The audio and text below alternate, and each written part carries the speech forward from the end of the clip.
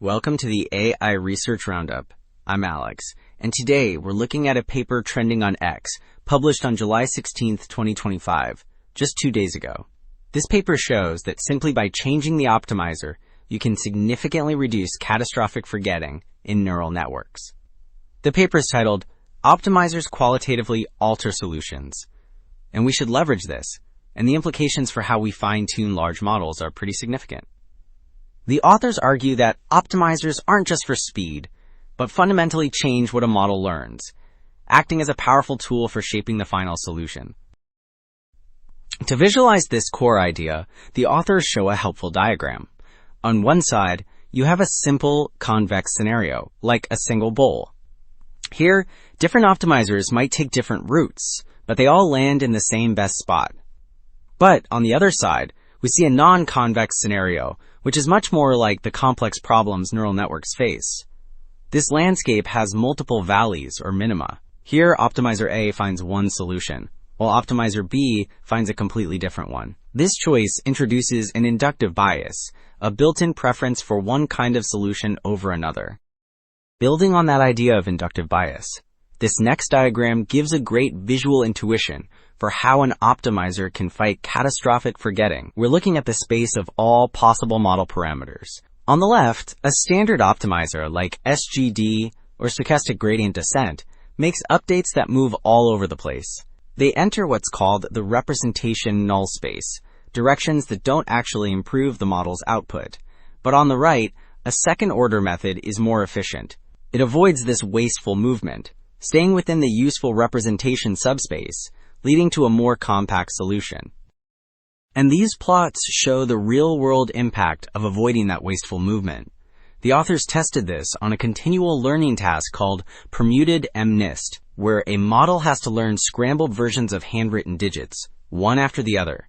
The bar chart on the left is striking. The shampoo optimizer, a second-order method, achieves way higher accuracy than standard optimizers like SGD or AtomW. So why is that? The graph on the right shows us the representation eigenvalues, which tell us how many important features the model is using. The line for shampoo drops off sharply, meaning it found a more compact solution, which is key to preventing catastrophic forgetting.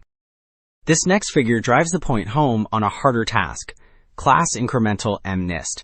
The plot on the left shows catastrophic forgetting in action. After learning all the digits, the model trained with Atom completely forgets how to classify the early ones.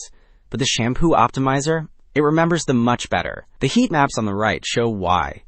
They visualize the cosine similarity, which is a measure of how similar the model's internal features are for different digits. For Atom, the features are a mess, shown by the brighter colors, but for shampoo, they remain distinct. So beyond just fighting catastrophic forgetting, optimizers can be engineered to induce other useful properties, like sparsity. Sparsity is about encouraging a model to use as few internal connections or parameters as possible. This plot shows how that can work. We're looking at a saddle point, which is a flat region in the loss landscape.